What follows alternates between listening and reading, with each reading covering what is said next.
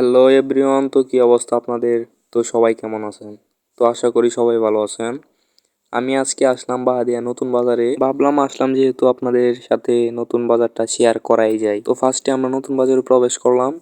বাজারটা অনেক ছোট, এত বড় না, তবুও বাজারটা মোটামুটি চলে। এই বাজারে সবই আছে, খাবারের হোটেল থেকে দইরা যাবতীয় সব জিনিসই কিন্তু এই বাজারে আছে। নাই শুধু থাকার হোটেল। থাকার হোটেলও আস্তে আস্তে হয়ে যাইব বাজারটা যখন আরো বড় হইব। বাজারটা যেহেতু নতুন, এর জন্যই তো দোকানপাট গুলো অনেক কম। আস্তে আস্তে সবই হইব। এই বাজারে ঈদের সময় শুধু হাট বসে, হয়তো সপ্তাহে সপ্তাহে কোনো হাট মাট বসে না। এবার আমরা আসলাম একটা পানের দোকানে পান নিতে।